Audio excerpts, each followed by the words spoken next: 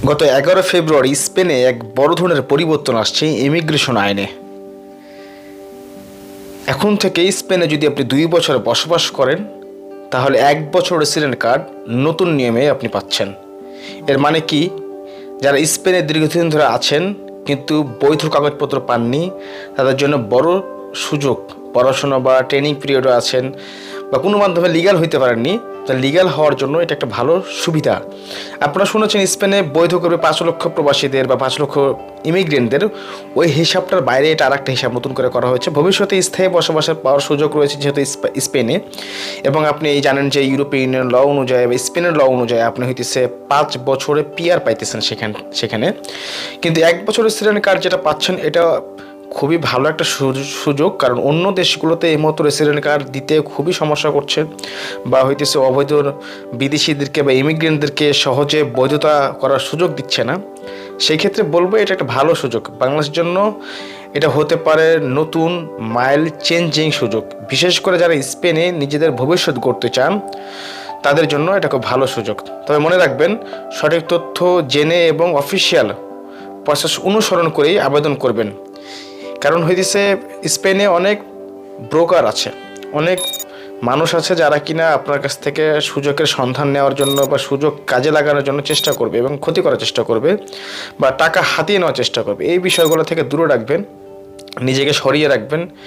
Spain যে সুযোগগুলো তৈরি করছে এটা শুধুমাত্র তাদের ইকোনমির উন্নতি হচ্ছে না, তারা চাইতেছে যে স্পেনে যেন ভবিষ্যতে আরও ইমিগ্রেন্ট আসে এবং স্পেনের অর্থনীতি উন্নয়নের ক্ষেত্রে ভূমিকা রাখে। এটি নিঃসন্দেহে সত্য কথা।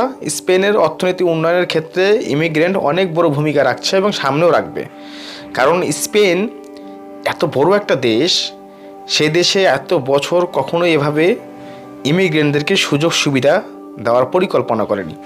হঠাৎ করে সেটা পরিকল্পনা করছে, এটা অত্যন্ত ভালো খবর সবার জন্যই। তাই যারা এই মুহূর্তে স্পেনে আছেন, স্পেন খুবই একটা সুন্দর দেশ, ভালো একটা ল্যাঙ্গুয়েজে কথা বলতে পারবেন। অল ডয়েস পৃথিবীর বহু দেশ স্প্যানিশ ভাষা চলে। যারা এই মুহূর্তে স্পেনে বসবাস করছেন, সুন্দরভাবে এখন থেকে ভাষা শেখার জন্য নিজেকে সময় দেন, নিজেকে তৈরি করেন। স্প্যানিশ বাসিন্দাদের সাথে নিজেকে উঠা বসা করার জন্য নিজেকে প্রিপারেট করেন, আপনি ভালো থাকতে পারবেন। খুবই সুন্দর একটা দেশ স্পেন। আমি পর্যন্ত 4বার স্পেনে গিয়েছি, আল্লাহ নিয়ে গেছে আমাকে। বার্সেলোনার মতো শহর আমার মনে হইতেছে ইউরোপের আর অন্য কোনো শহর পাবো না। মাদ্রিদ এক জিনিস, কিন্তু স্পেন খুবই একটা সুন্দর শহর, খুবই সুন্দর একটা দেশ। আমি এই মুহূর্তে আপনাকে বলতে পারি, এই মুহূর্তে আমি যেটা লোকেশন আপনাকে দেখাচ্ছি এটা হচ্ছে ক্রিস্টিয়ানো রোনালদোর জন্মভূমি মাদাইরাতে। হ্যাঁ, তো স্পেনের এই যে রোড পথ, আমি মনে হয় যে স্পেন যখন গেছিলাম আর মাদাইরা যখন আসছি আপনাদের দেখানোর জন্য ভিডিওটা দিচ্ছি এই মুহূর্তে, আমার কাছে এই যে উন্নয়নের কথা যদি বলি, মাদাইরা এত সুন্দর উন্নয়ন একটা শহর, খুব ছোট শহর কিন্তু পরিবেশ খুবই ভালো। কেন জানেন, এখানে হচ্ছে রোনালদো জন্মগ্রহণ করছে, ভালো একটা পরিচিতি পাইছে তার জন্মভূমি হিসাবে। তো স্পেনও কিন্তু আপনার, আমার মনে হয় যে স্পেনকে কপি করছে, স্পেনে কেউ একটা ছোটো ছোটো শহরকে কপি করে এই আপনার মাদাইরা শহরকে বানায় ফেলছে।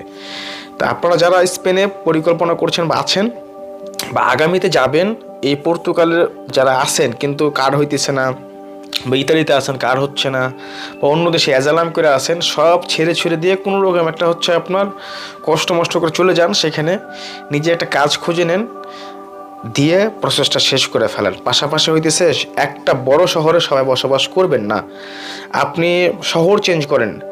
আপনি এখন যদি মাদ্রিদে থাকেন, বার্সেলোনা চলে যান, ওখানে আপনি কাজ খুঁজে পাবেন। ওখানে না পেলে অন্য শহরে চলে যান। অনেক ভালো ভালো শহর আছে যেখানে আপনি কাজ খুঁজে নিতে পারবেন, কাজ করতে পারবেন, নিজেকে তৈরি করতে পারবেন। এখন থেকে প্রিপারেশন নেন, নিজের ভাষাগত দুর্বলতা থাকলে সেটা সরিয়ে ফেলার অনেক ভালো ভালো ফ্যাক্টরি আছে। স্পেন অনেক বড় বিজনেস হাব, ইউরোপের বড় বিজনেস হাব। দেখবেন পর্তুগালের যত ব্যবসায়ী আছে বেশিরভাগ আমরা স্পেনে যাই মাল কেনার জন্য। আমি একসময় কিন্তু স্পেনে মাল কিনতে গেছি। যত বেবিদেস আইটেম আছে, অর্থাৎ পানীয় আইটেম, কমল পানি যত আইটেম আছে সব স্পেন থেকে আসে বেশিরভাগ। চাইনিজ বড় বড় মার্কেট রয়েছে স্পেনে, বিশাল বিশাল ওয়্যার হাউসও রয়েছে স্পেনে। সো স্পেন বড় একটা বিজনেস হাব। তো এখন থেকে স্পেনে নিজেকে তৈরি করে ফেলুন নিজের জন্য, নিজের ভবিষ্যতের জন্য। স্পেনকে নিজের দেশ হিসাবে চিন্তা ভাবনা করে সামনে আগান, অনেক ভালো কিছু করতে পারবেন। যদি এই তথ্যটা আপনার ভালো লেগে থাকে তাহলে অবশ্যই শেয়ার করবেন, অন্য বন্ধুদেরকে শেয়ার করবেন, নিজে লাইক কমেন্ট করবেন। স্পেন সম্পর্কিত বিষয়ে যদি আপনি আরও বেশি কিছু জানতে চান সেটা আমি অনুসন্ধান করে আপনাদের সামনে শেয়ার করব, বা হয়তো পড়াশোনা করে আপনাদের সামনে শেয়ার করব। প্রশ্ন থাকলে কমেন্টও করবেন না। সবাই ভালো থাকুন, সুস্থ থাকুন, আর আপনার ইউরোপের যাত্রা, ইউরোপের জীবন সুন্দর হোক, ভবিষ্যৎ আর ভালো হোক এই প্রত্যাশা করছি। আজকের মতো আল্লাহ হাফেজ।